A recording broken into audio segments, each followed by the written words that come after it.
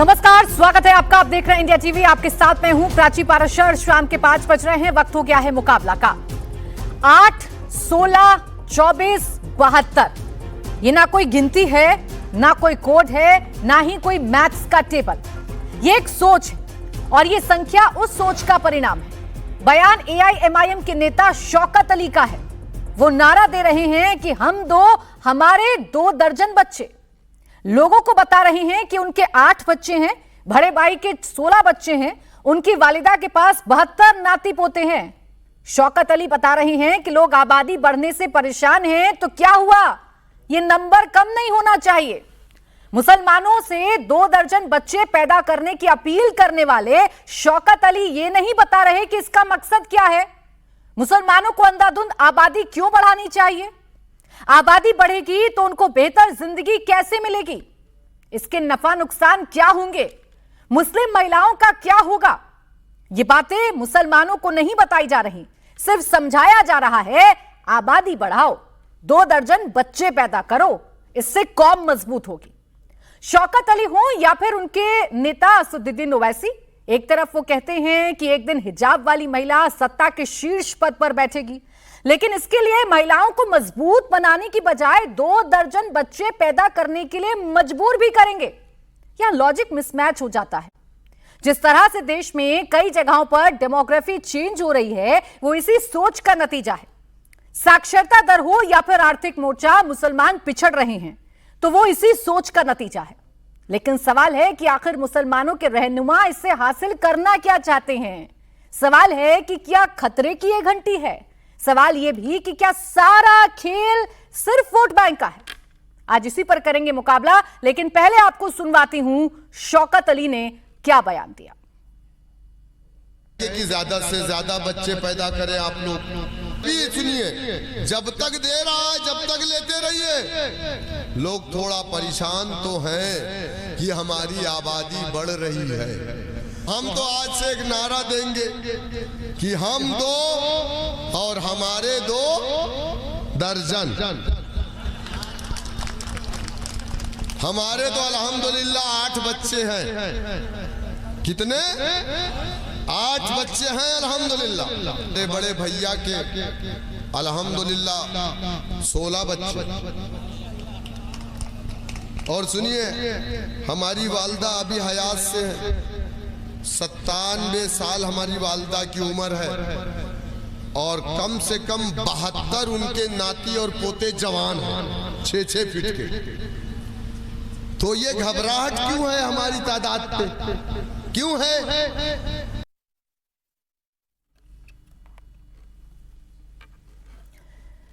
आपने सुन लिया, ये नेता के बयान हैं और नेता क्या बता रहे हैं कि आबादी बढ़ाओ, आबादी बढ़ाओ, कौम को मजबूत करो। लेकिन सवाल यह है कि आबादी बढ़ाने से हासिल क्या होगा? ये जो आंकड़ा बताया जा रहा है, इससे महिलाओं की सेहत पर क्या असर पड़ेगा ये भी बता दें।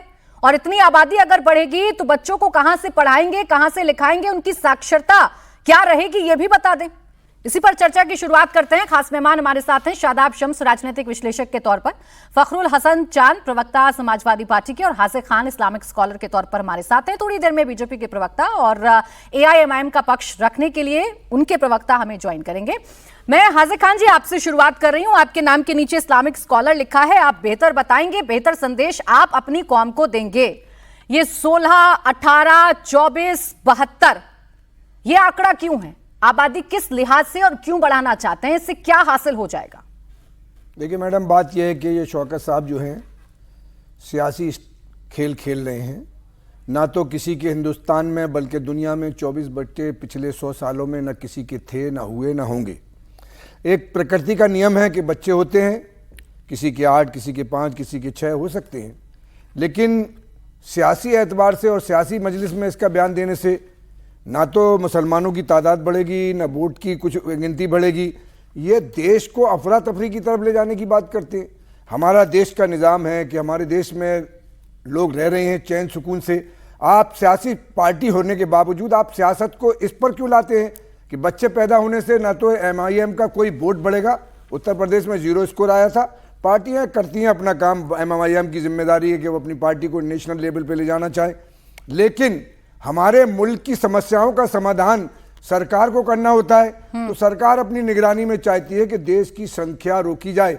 लेकिन मैं एक बात सरकार को भी बताना चाहता हूं, मैं कई चैनलों पे कह चुका हूं कि दुनिया में जो आने वाले लोग हैं, किसी के एक आए, दो आए, किसी के नहीं आए, ना तो जिसके बच्चा नहीं हो रहा, ना शौकत साहब और दुनिया की कोई ताकत उसको बच्चा दे सकती, और जिसके बच्चे आने हैं उन्हें दुनिया की कोई ताकत रोक नहीं सकती। 24 बच्चे आ जाएंगे क्या? महिलाओं की हालत के बारे में सोचेंगे कभी? मैडम कौरवों की सौते से अलावा दुनिया में अब तक मेरी निगाह में कोई आदमी नहीं है। उदाहरण देने के लिए आप कौरवों का एग्जाम्पल देने लगे, आप इतिहास का एग्जाम्पल देने लगे, लेकिन आप मुझे इतना बता दीजिए, आप मुझे इतना बता दीजिए ना, 24 बच्चे पैदा अगर कोई महिला करेगी, उसकी सेहत के बारे में कोई चिंता करेगा कि नहीं करेगा? मैडम 24 बच्चे, कल्पना करके देखिए, 24 बच्चे। मैं तो डॉक्टरों के साथ बैठता हूँ, मेरे साथ पढ़े लिखे लोग बैठते हैं। वो एक दिन मेरे फादर और हम सफर कर रहे थे, तो एक जब ने कहा प्रिंसिपल साहब, ना तो आज की मर्द में कोई ताकत है कि वो 4, 5, 6 बच्चे पैदा कर ले, ना औरत में ताकत है। ये कुदरत का निज़ाम है कि वो किसको कितने बच्चे देगा।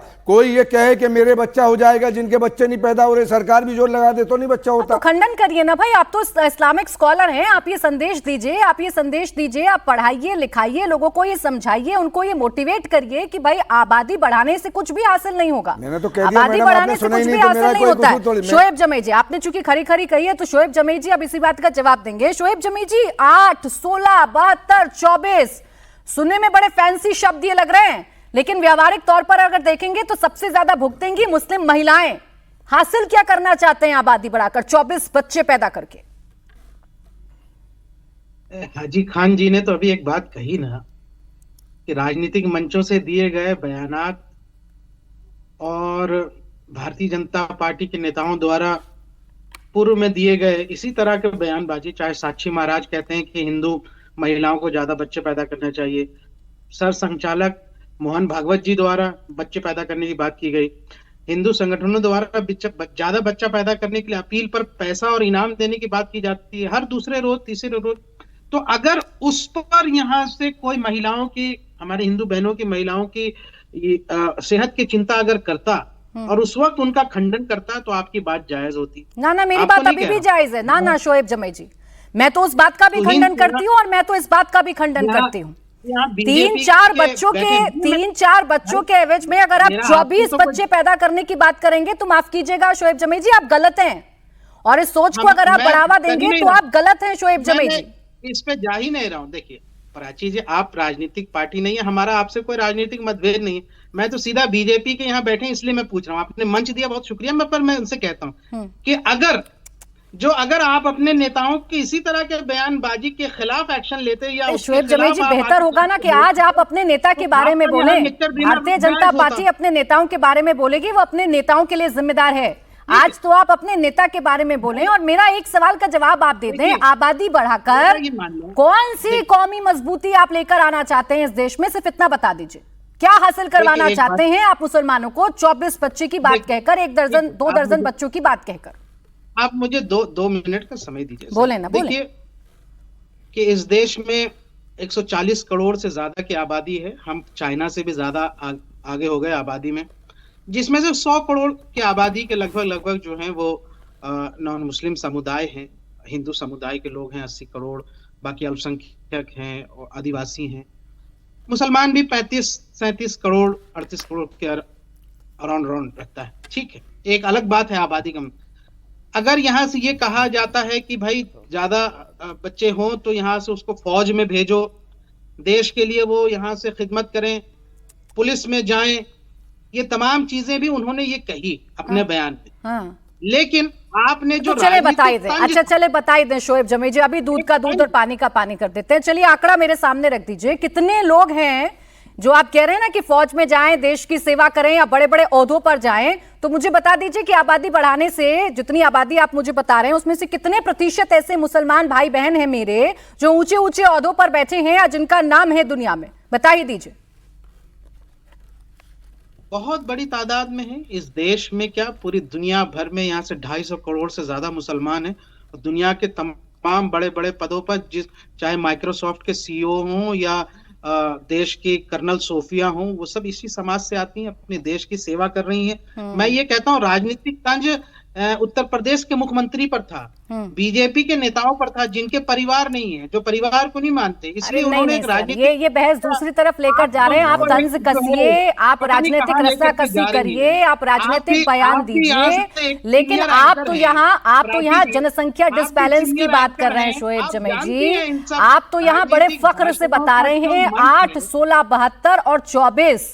मुझे तो इसका मतलब आप बता दीजिए। आप जो आंकड़े बता रहे हैं, मैं भी आंकड़े लेकर बैठी हूँ, मैं भी देख रही थी शोएब जमील जी, और मैं भी पता करने की कोशिश कर रही थी कि अगर आबादी बढ़ेगी तो क्या हासिल हो जाएगी। क्या आप जानते हैं कि देश के औसतन साक्षरता जो हमारा दर है उसमें 10% पिछड़े हुए हैं हमारे देश के मुसलमान भाई। आबादी बढ़ाएंगे तो उनकी साक्षरता का ध्यान तो रखेंगे। फौज में काम करेंगे, पुलिस में काम करेंगे। अरे तो बिना पढ़े लिखे कर लेंगे, बिना पढ़े लिखे कर लेंगे शोएब जमील जी। कर लेंगे से क्या होता है? कितनों ने किया ये बताइए ना मुझे, कितनों ने किया ये बताइए। आंकड़ा मेरे पास है शोएब जमील जी। आप कहने में अच्छा लगता है, बड़ा फैंसी लगता है जो आपके नेता ताल ठोक कर कहते हैं और उस पर तालियां बजवा लेते हैं, लेकिन ये साक्षरता दर क्या बता रही है मुझे बताएं ना। देश की औसतन साक्षरता दर ये कह रही है कि 10% पिछड़े हुए हैं हमारे देश के मुसलमान भाई। इस पर भी बात करिए ना। देखिए, एक बात ये सवाल समझिए कि अगर आप कहते हैं कि जी मुसलमान तो यहाँ से अल्पसंख्यक नहीं रहा है, वो देश का दूसरा सबसे बड़ा बहुसंख्यक है, तो भाई लेवल प्लेइंग फील्ड कब होगा? लेवल प्लेइंग फील्ड तो तब होगा जब सभी अच्छा, बड़ा खूब। ये लेवल प्लेइंग फील्ड के जरिए आप बलि चढ़ा दीजिए मुस्लिम महिलाओं की, उनके स्वास्थ्य का ध्यान मत रखिए आप, और बड़ी बड़ी फैंसी बातें करिए। नहीं शोएब जमील जी, ये तर्क आपके ठीक नहीं है। मैं तो आंकड़े लेकर बैठी हूँ, आपके पास कोई अच्छा और बेहतर आंकड़ा हो तो मुझे बताइएगा। शम्स साहब, शादाब शम्स जी, शादाब शम्स जी, जब बड़े बड़े मुस्लिम नेता, खासकर AIMIM के नेता किसी मंचों से बोलते हैं तो तालियां बटोरने का क्या यही एक जरिया है कि आबादी बढ़ाओ, हम 2, हमारे 2 दर्जन? प्राची, ये न्यूसेंस है जिसका नाम AIMIM है, और ये वो विचार है जो पहले भी देश को बांट चुका है।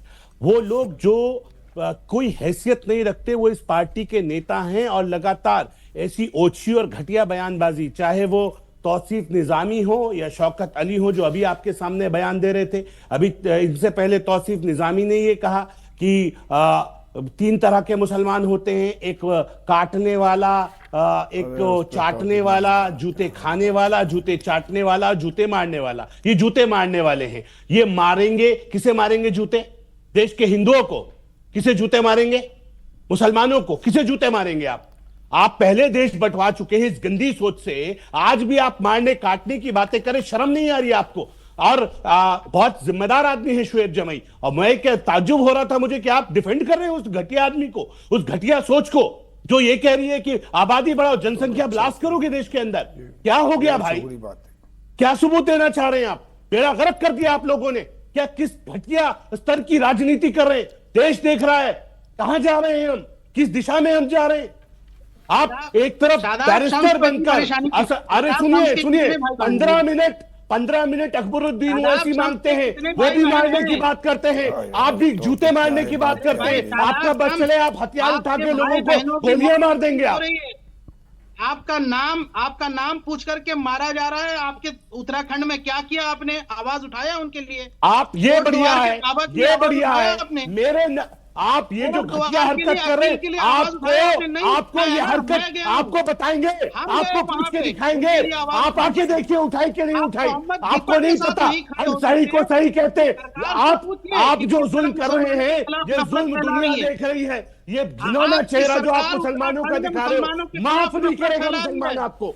मुसलमान माफ नहीं करेगा आपको। आप मुसलमानों का घिनौना चेहरा है, आप घिनौना चेहरा है मुसलमानों का। आप माफ नहीं करेगा देश का मुसलमान, आप मुसलमान माफ नहीं करेगा देश का आपको।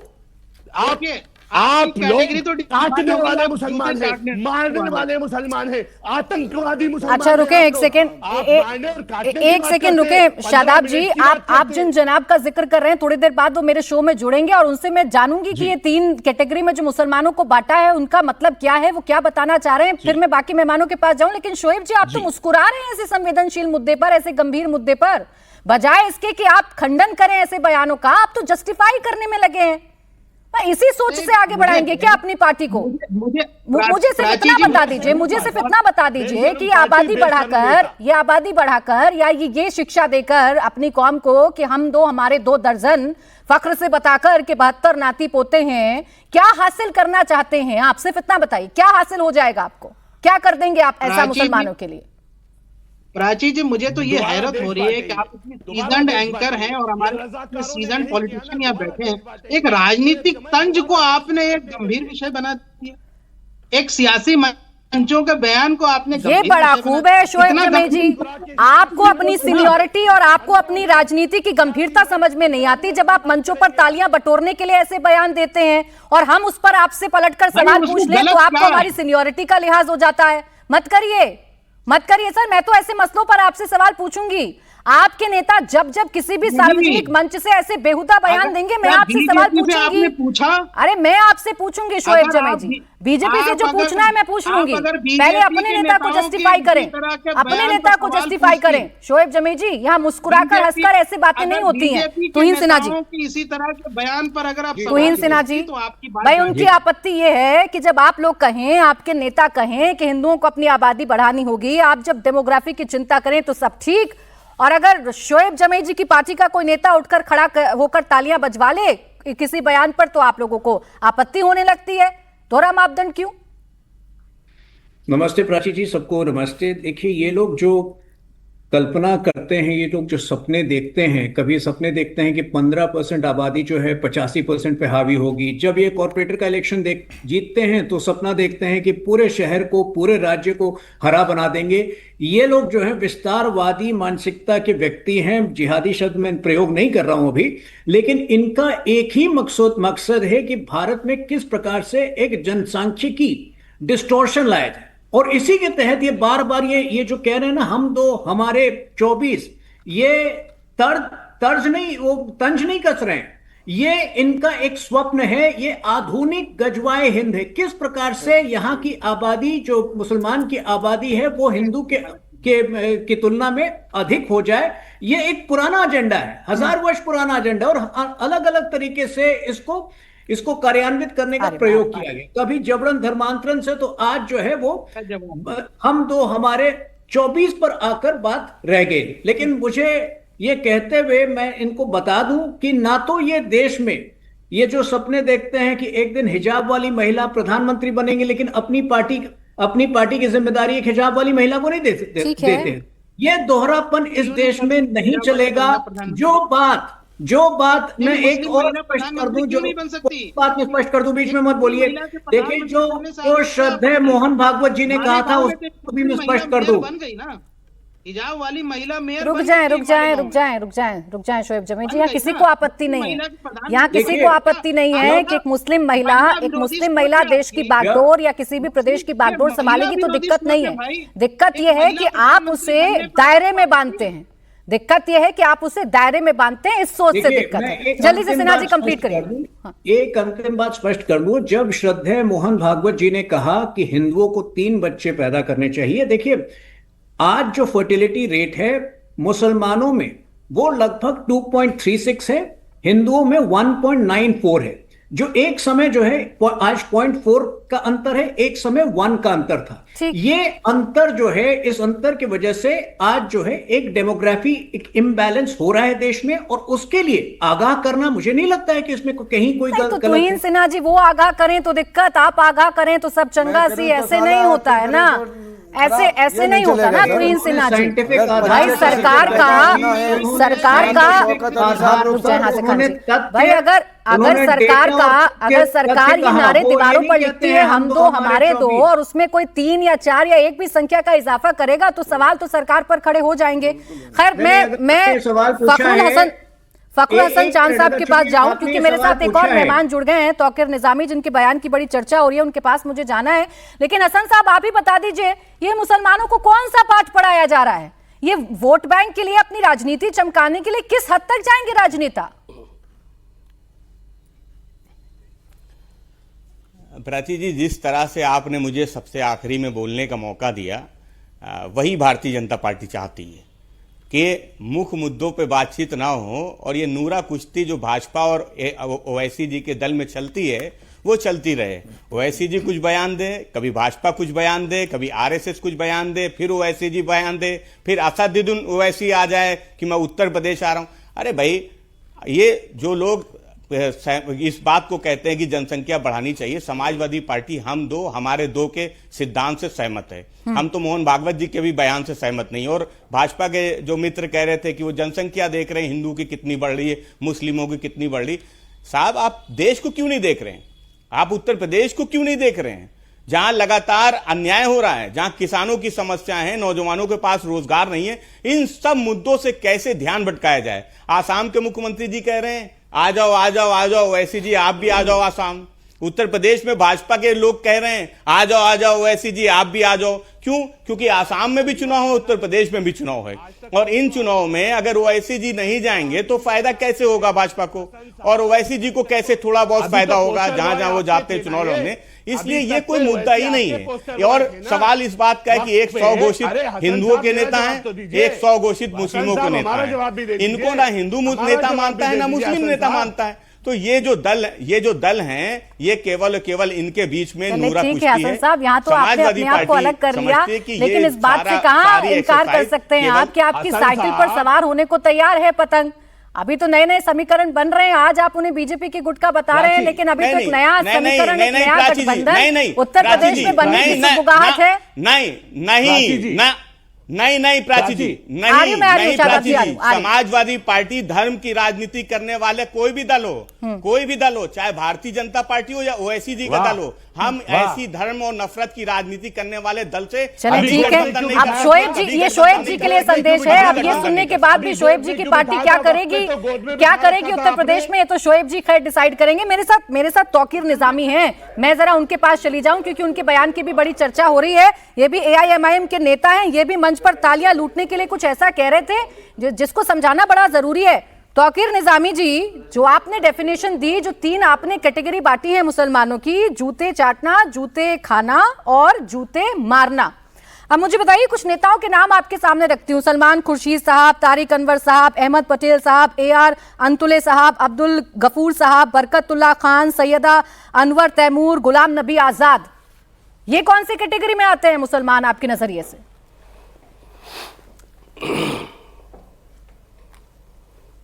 प्राची जी बहुत शुक्रिया। देखिए, धैर्यपूर्वक हम पूरी डिबेट को सुन रहे थे।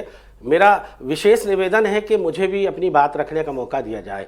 देखिए, मैं आपको आज़ादी के उस दौर में लिए चलता हूँ, इतिहास के उस दौर में लिए चलता हूँ जहाँ पर आप समझने की कोशिश करें कि सरकारी नौकरियों में यही मुस्लिम समाज के लोग 33 से 35% हुआ करते थे, लेकिन आज का लेटेस्ट आंकड़ा अगर आप उठा के देख लें तो 0.1% सिर्फ सरकारी नौकरियों में मुस्लिम समाज के लोग रह गए हैं। मैं पूछना चाहता हूं, अदब से पूछना चाहता हूं कि वो कौन लोग हैं जिन लोगों ने मुसलसल मुस्लिम समाज के लोगों के वोटों को तो 100% लिया, लेकिन उनकी शिक्षा, उनका रोजगार और वो कैसे पढ़ेंगे, आगे बढ़ेंगे, इसके लिए कभी भी कांग्रेस के लोगों ने चिंता नहीं की।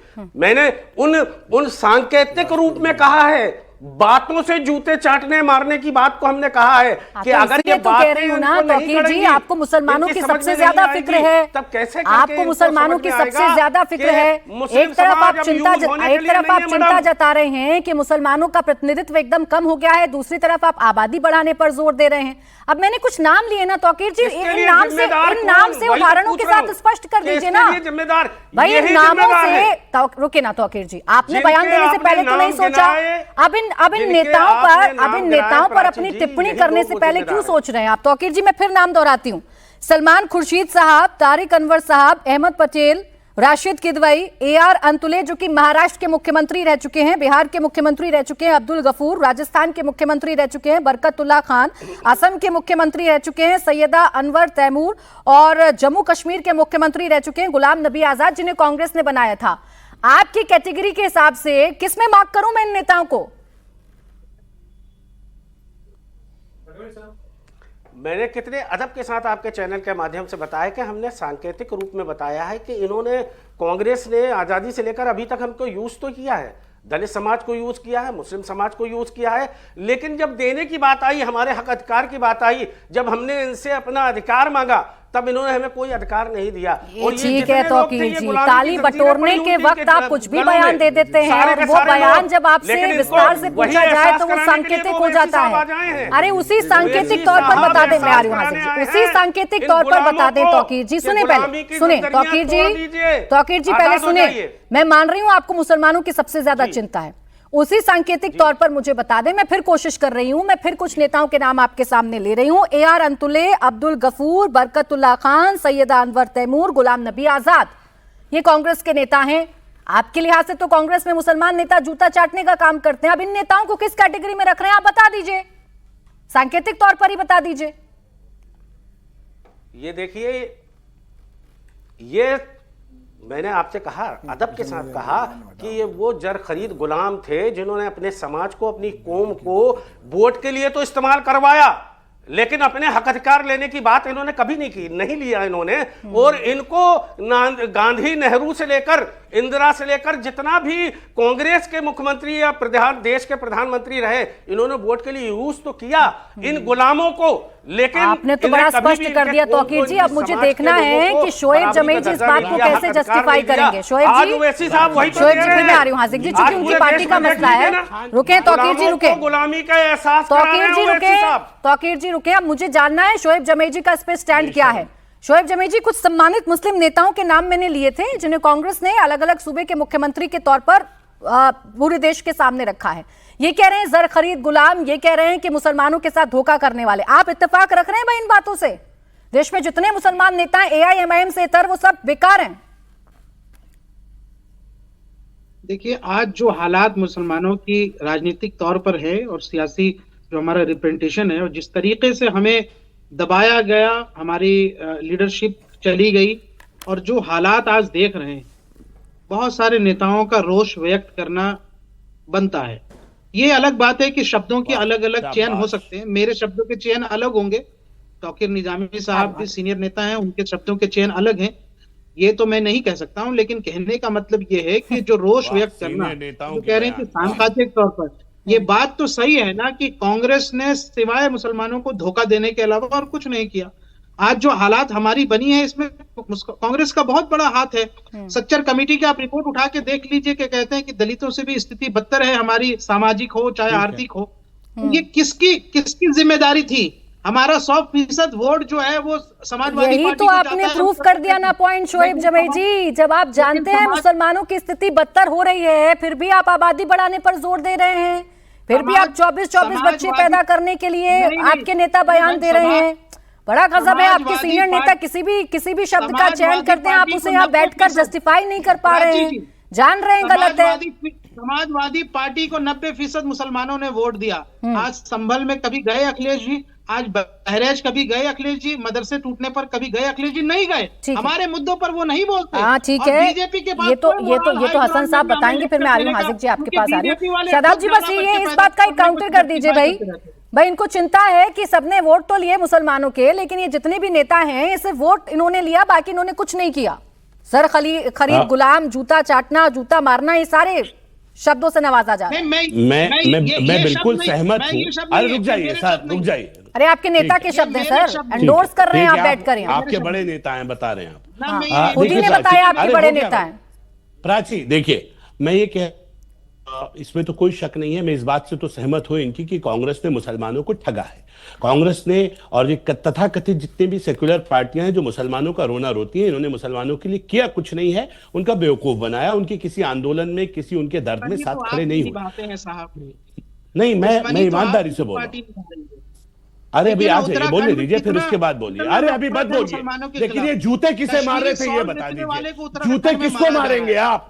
किसको जूते मारेंगे आप? किसको जूते मारेंगे आप? किसको जूते मारेंगे? मुसलमानों को जूते मारेंगे, मौलाना मदनी को मारेंगे, मौलाना मदनी को मारेंगे जूते। किसे मारेंगे जूते? किसे मारेंगे जूते? किसे मारेंगे जूते? जूते मारने, आप कह रहे हैं ना जूते मारेंगे, किसे मारेंगे जवाब जूते? दीजिए, जवाब। मौलाना मदनी को मारेंगे, सवाल का जवाब मौलाना मदनी को दीजिए। मारेंगे, आजम इतने खान को चिल्लाने मारेंगे, से किसे कुछ जूते नहीं मारेंगे होगा। आप? किसे मारेंगे जूते? आप इतने क्यों चिल्लाने कह रहे हैं? शर्म आनी चाहिए जवाब आपको, दीजिए। माफी मांगनी चाहिए। उत्तराखंड में मुसलमानों के रज़ाकारों की खिलाफ पार्टी नफरत बढ़ रही है। तकसीम करेंगे आप, उत्तराखंड मुल्क को में तकसीम मुसलमानों के करेंगे खिलाफ आप, नफरत बढ़ रही है, मुसलमानों उस को पर क्या मुल्क किया को आपने? तकसीम करेंगे आप गुंडागिर्दी दिखाएंगे यहाँ, आप दूसरी नफरत फैलाने का मौका दे रहे हैं। दिखाएंगे। आप जैसे लोग नफरतें फैला रहे दिखाएंगे, हैं। बताओ क्या नबी ने करोगे? कहा जुल्म का बदला दिखाएंगे, जुल्म नहीं हो बताओ सकता, क्या करोगे? नफरतों का बदला नफरत नहीं हो सकता। ठीक तुम है। लोग आप दूसरों- जैसे लोगों के तुम खिलाफ पाकिस्तान दिखाएंगे। बनाने वाले लोग हो, तुम शोएब रज़ाकार जी, वही बेवकूफ रज़ाकार बनाते हो हैं। जिन्होंने शोएब जी। कत्लेआम किया था मुल्क के आपने अंदर। मुसलमानों तुम के खिलाफ पाकिस्तान जो नफरत वो फैली, विभाजनकारी क्या किया? विचार अच्छा, होते रुक जाएं, हैं, रुक तुम्हारे जाएं। जैसे लोग की हिम्मत उसको है आप बांटने अपने- वाले लोग हैं। देश अपने किसी कीमत मुख्यमंत्री पे से सवाल तुम पूछने जैसे की हिम्मत घटिया भाई है देखिए, आप हाजिर खान स्वीकार हाजिर नहीं खान जी करेगा। बहुत देर से बोलना चाह रहे हैं, वो आपकी बातों पर बोलेंगे, लेकिन एक बड़ा पिन पॉइंट सवाल शादाब जी ने पूछा था। शोएब जी, आप तो खैर आज इधर उधर की बातें ज्यादा कर रहे हैं, ये पिन पॉइंट सवाल का जवाब दे दीजिए, जूते किसको मारेंगे? यस, मौलाना मदनी साहब को, आजम खान साहब को, या जितने नेताओं के नाम मैं पढ़ रही हूँ, सलमान खुर्शीद साहब, तारिक अनवर साहब, अहमद पटेल साहब, AR अंतुले साहब, किसके लिए कह रहे हैं आप ये? मुस्लिम पर्सनल लॉ बोर्ड को सब पूछिए। बता दीजिए शोएब जी, एक बार बता दीजिए। सवाल आया है, बात करने जो मुसलमानों के खिलाफ नफरत फैला रहे हैं और मॉब लिंचिंग कर रहे हैं, उनको मारेंगे। तो इसको हिंदुओं को मारोगे, हिंदुओं को मारोगे, देश के बहुसंख्यकों को। ये पड़ी लकड़ी ले लिया इन्होंने, गंदगी है, बड़ी लकड़ी ले लिया इन्होंने, हमने नाम लिया किसी का गंदगी क्या? है, यानी गंदगी है तुम्हारे आप अंदर। समाज को बदनाम कर रहे तुम हैं। यहाँ नफरतों की आप राजनीति समाज को करते बदनाम कर हो, रहे हैं। हमें पता है। बड़ी लकड़ी ले लेते हैं भाई, मैंने किसी का नाम नहीं लिया, मैंने कहा जो मॉब लिंचिंग कर रहे हैं और नफरत फैला रहे हैं शोएब उनको- जी, शोएब जी, ऐसे बड़े बड़े बयान देने से आपको कुछ देर के लिए तालियां मिल जाती हैं, लेकिन मैं आपको बता दूं, ये मेरा मुल्क, मेरा देश संविधान और कानून से चलता है। ये आपको अधिकार नहीं दिया है किसी ने कि आप जूते मारेंगे, ये आपको किसी ने अधिकार नहीं दिया है कि आप जूते मारेंगे और ऐसे शब्दों का प्रयोग भी करेंगे। सुन लीजिए शोएब जमील जी, सामने गंदगी आपको फैला कहने रहे में हैं। दिक्कत हो रही होगी, शर्म आनी आपको चाहिए। कहने में दिक्कत हो रही जिस होगी, देश में अभी तो इन खाते शब्दों हो, से आप बच रहे थे, उस थाली में अभी तो थूकते इन हो, शब्दों से आप उस बच रहे थाली में थे छेद जमाई करते जी, हो। लेकिन अब देखिए ना, आ गए आप, आखिर में आते आते आपने ये एक्सेप्ट कर लिया, ये कबूल कर लिया। अभी तो कह रहे थे कि ये तो निजामी साहब की भाषा हो सकती है, मेरी भाषा नहीं है। अब बोले हाजिर खान। हिंदू समाज को आप बदनाम कर रहे हैं। शादाब समझी ये के ऊपर मुझे नफरतों की आपत्ति, इन्होंने हिंदू समाज को बीज बदनाम बोते किया। हैं। मैंने किसी का नाम नहीं आप लिया। दोनों रुक जाए, देखिए जब आप दोनों बोल रहे हैं ना, शादाब जी नहीं, और वो समाज शोएब जी, बहुत दोनों अच्छा प्लीज है। एक मिनट, अरे आप वो दोनों हमारे जब भाई बोल रहे हैं। हैं तो हाजिर खान जी कह रहे हैं बहुत गलत बयानी हो रही है। अब जरा जानो इनसे कि असल बयानी क्या है, या सच क्या है, या क्या सही हो सकता है। हिंदू समाज में हमारे हाजिर खान। भाई देखिए प्राची जी, बात यह है कि हमारे पिछले भाई हैं, 10-15 साल से वो भारतीय जनता पार्टी हो या MIM हो, उसकी बात ये दोनों इस देश के इस तरफ ले जा रहे हैं कि देश के अंदर कानून व्यवस्था टूट जाए। मैं ये पूछना चाहता हूं, जिनके 5 नाम गिनाए आपने, जो 5 प्रदेशों के चीफ मिनिस्टर रहे, कांग्रेस पार्टी ने उन्हें प्रदेश अध्यक्ष, प्रदेश का चीफ मिनिस्टर बनाया, और चीफ मिनिस्टर बना के अगर वो काम नहीं करते तो ये जिम्मेदारी कांग्रेस पार्टी की नहीं है, उन मुसलमानों की है जिन्होंने काम नहीं किया। नंबर 2 बात, ये कह रहे हैं कि मदनी साहब को जूते मारेंगे। शम्स साहब, मदनी साहब की तो पैर की धूल भी नहीं है हिंदुस्तान का कोई भी राजनीति। एक बार सुनो भाई, मैं आपके में बोला नहीं था, सुनिए। मौलाना हुसैन अहमद मदनी रहमतुल्लाह अलैह जब जेल में गए आजादी की लड़ाई में, हमने पूछा जूते किसको मारोगे? अरे सर, आप नाम कैसे लिया? आपने नाम क्या लिया? आप नहीं, हिंदुस्तान के जितने भी राजनेता है उनकी पैरों की धूल के बराबर नहीं हो सकते। जब माल्टा की जेल में वो बंद किए गए तो मौलाना हुसैन अहमद मदनी रहमतुल्लाह पे कोई कानूनी अपराध नहीं था, लेकिन अपने उस्ताद की खिदमत की चक्कर में वो जेल गए और जेल के अंदर रहे, देश की आजादी की लड़ाई लड़ी। काम का चिल्ला रहे हैं तो मना कीजिए ना। शम्स साहब, आप खामोश रहिए। मैं कह रहा हूँ तौकीर साहब अभी कह रहे थे, और नाम लेने, तौकीर साहब से पहले पूछना एक बात चाहता हूँ। क्लियर कर देती हूँ, मैं एक बात क्लियर कर देती हूँ हाजिर खान जी। पहले तो आप मिसकोट कर रहे हैं, वो सवाल पूछ रहे थे शोएब जमी जी से, और किसी का नाम लेने को इनका अधिकार कैसे दे दिया? हुसैन अहमद मदनी की पैर की धूल भी नहीं है, कोई भी नहीं है इस दुनिया हिंदुस्तान का कोई भी लीडर हुसैन अहमद मदनी रहमतुल्लाह की नस्ल की पैरों की धूल के बराबर नहीं हो सकता। शम्स साहब मेरी और किसी की हैसियत क्या है? हाजिर खान जी रुके, हाजिर खान जी रुके, आप भी तो नाम ले रहे हैं ना यहाँ। नाम कैसे ले दिया, क्या मतलब है? ये क्या आपके रूल के हिसाब से चलेगा देश? मैंने ना नाम लेने पर आपत्ति है। आप ये शोएब जमी जी से सवाल पूछिए ना, जिन्होंने जूता मारना, जूता चाटना, ये बातें कही थी और 24 बच्चे पैदा करने की नसीहत दे रहे हैं, उनसे पूछिए ना ये सवाल। वो तो मैंने पहले करने, तौकीर साहब अभी कह रहे थे कि 33% आजादी के जमाने में हिंदुस्तान में मुसलमान जॉब में थे। जब आप के कांग्रेसी हिंदुस्तान आपको आजाद जूते होने से काटने पहले का है वाला वो कहा डाटा, इन्होंने। और आज जो कम है इसमें क्रीम चली गई थी पाकिस्तान हिंदुस्तान से, हिंदुस्तान की सारी क्रीम पाकिस्तान चली गई थी, हिंदुस्तान में हम जैसे लोग रह क्रीम गए चली थे गई जो थी, वाह। आज जॉब में नहीं पहुंच पा रहे। अगर हमारे पास एजुकेशन में भारतीय जनता पार्टी पिछले 13 साल में मुस्लिम एरिया के अंदर स्कूल कॉलेज मेडिकल कॉलेज खोलते तो आज मुसलमान बच्चे भी आज डेवलप होते। अच्छा, रुक जाओ। राष्ट्र का नुकसान हो रहा है, अच्छा, रुक चाहे अब हिंदू इस पर भी मुसलमान बात करे, कर चाहे लेती हूँ, भारतीय जनता अब पार्टी इस पर भी MIM, बात कर लेती हूँ। देश हार्दिक का खान जी, नुकसान हो घूम रहा है। फिर हिंदू और मुसलमानों को education दिलाने के लिए कर सरकार की विक्टिम जिम्मेदारी कार्ड होती है। खेलना बंद कर दीजिए ना, घूम फिर कर विक्टिम कार्ड खेलना बंद कर दीजिए। आप मुझे चलिए बता दीजिए, आप भारतीय जनता पार्टी को दोषी बता रहे थे, सवाल तुहिन जी से हो जाएगा जब आप मुझे आंकड़े कुछ पेश कर देंगे। मुझे बताइए, कहीं पर कोई ऐसा लॉ, ऐसा कोई नियम बना दिया है क्या भारतीय जनता पार्टी ने कि जो मुसलमान बच्चा है वो मेडिकल कॉलेज में एडमिशन नहीं लेगा या इंजीनियरिंग कॉलेज में उसको एडमिशन नहीं मिलेगा या स्कूल कॉलेज में नहीं मिल जाएगा? अरे कहाँ पे नियम बना है? मेरे सामने तो बहुत कुछ नियम कहाँ बना है?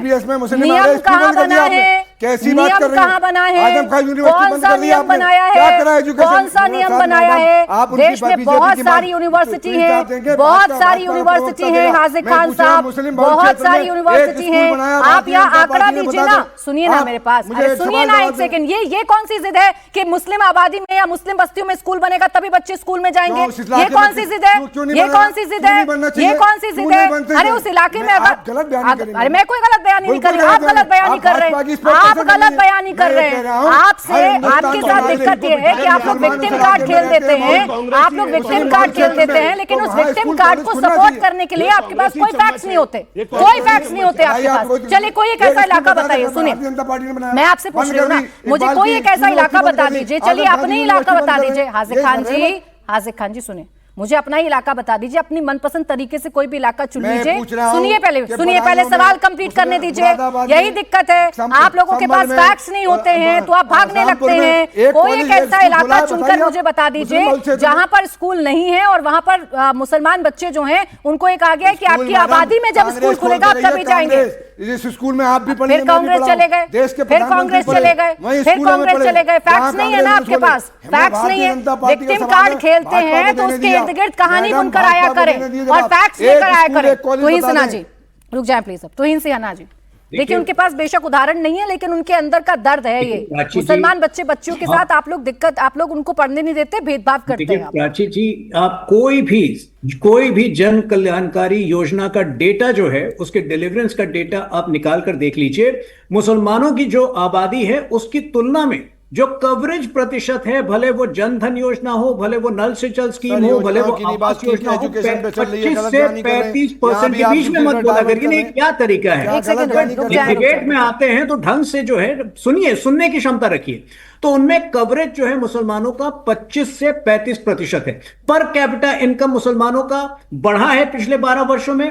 उनको गरीबी दर से बाहर निकालने का काम इस सरकार ने किया। लेकिन इनको क्या चाहिए? इनको एक ही चीज चाहिए। ये जो रेवंत रेड्डी बोलते हैं ना कि मैं रेवंतुद्दीन है, उससे ये बड़े खुश होते हैं, उनको और कुछ नहीं चाहिए। जब रेवंत रेड्डी कहते हैं कि कांग्रेस माने मुसलमान, मुसलमान माने कांग्रेस, ये इतने मंत्रमुग्ध हो जाते हैं कि इनको जो इनका उद्धार हुआ है पिछले 12 वर्षों में वो नजर नहीं आता है। तो मेरे कमेटी रंग मिश्राज मिश्रा की जो रिपोर्ट आई है उसके एतबार से आपने क्या काम किया बता दीजिए। और कांग्रेस आपकी पार्टी सरकार ने क्या काम किया और चाहते हैं कि ये सदर कमेटी की रिपोर्ट पे बता दीजिए जरा देश को। या फिर जो है वाकई ये अपने समुदाय का विकास चाहते हैं। ये निर्णय आज समुदाय को लेना होगा। बोले शादाब जी। देखिए, हाजिक साहब ने जो सवाल पूछा, पहले तो इनको चाटने वाला कहा, मैंने इनके ऊपर दर्द हुआ मुझे, इसलिए मैंने बोल दिया था। दूसरा, इन्होंने कहा हम जूते मारने वाले लोग, यही बात करते रहे, इसमें क्या बात किसको जूते मारने वाली बात कर रहे हैं? बेतुकी बातों करने से कुछ आप बीच में मत बोलिए, आप बीच में मत बोलिए। तो आपने भी नहीं दी। बोले शादाब जी, आप बोले आपके पास कोई आंकड़े हैं तो उनको संतुष्ट कर दीजिए। जी, मैं वही दे रहा हूँ, उसी के लिए तो मैंने फिंगर रेज किया, मैं आंकड़े दे रहा हूँ। मैं ये कह रहा हूँ, पहले ईमानदारी से, देश के जिस प्रदेश में मैं रहता हूं यहां लगभग 14% मुसलमान है और 14% मुसलमान हमारी बहन बेटियां, किसी बच्चे का एक्सीडेंट हो जाता था तो मस्जिदों पे खड़ी रहती थी कि मेरे बच्चे की जिंदगी बचा लीजिए, मुझे पैसे दे दीजिए।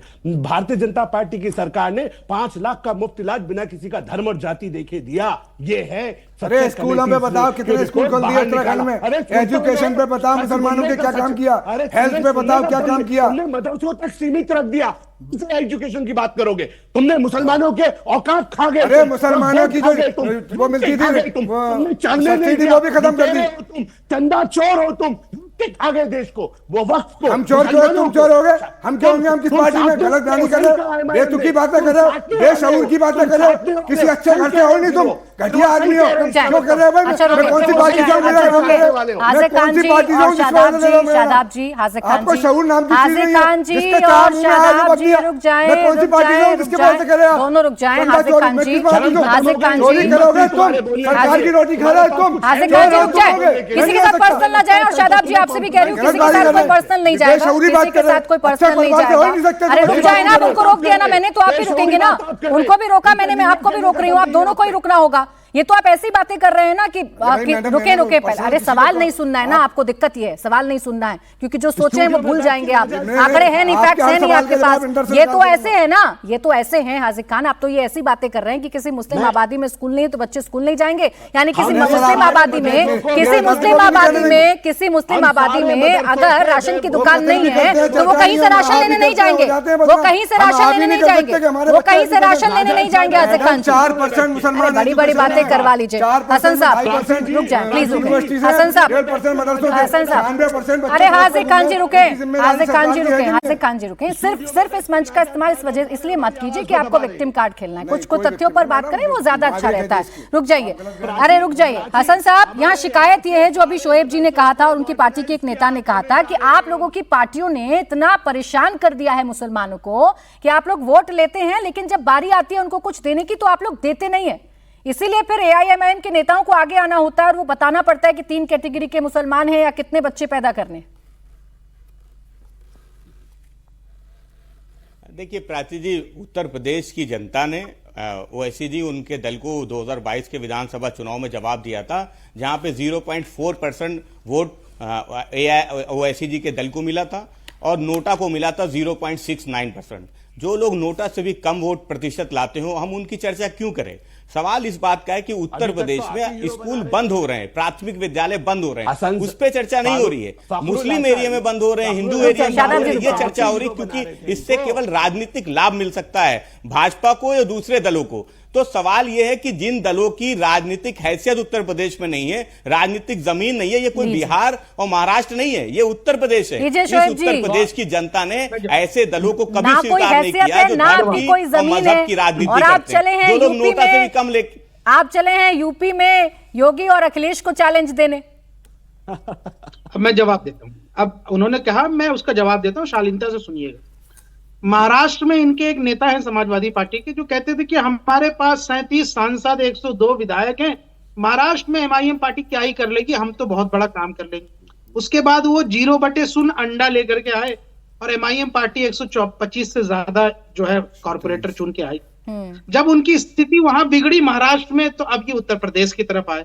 मैं कहता हूं ठीक है, पहले हमारी स्थिति उतनी मजबूत नहीं रही, 50 से ज्यादा कॉर्पोरेटर हमारे पास हैं अभी उत्तर प्रदेश में।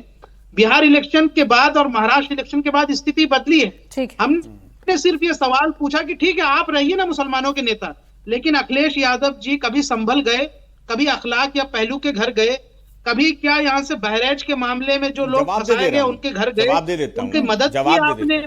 अच्छा चलें, इसीलिए भाई जमीन बनानी है, इसीलिए तो इनके नेता ताली बटोरने के लिए ऐसी बयान दे रहे हैं जिसको जस्टिफाई भी नहीं कर पा रहे हैं शोएब जमई जी आज। इसीलिए पॉपुलेशन बढ़ाने की बात कर रहे हैं, इसीलिए एक पहाड़ा सा पढ़ रहे हैं, यहाँ पर बता रहे हैं 8, 16, 72, 24। चले, इतना ही वक्त था मेरे पास। बहुत शुक्रिया आप सभी का हमारे साथ आज की चर्चा में जुड़ने के लिए। मुकाबला में आज के लिए बस इतना ही।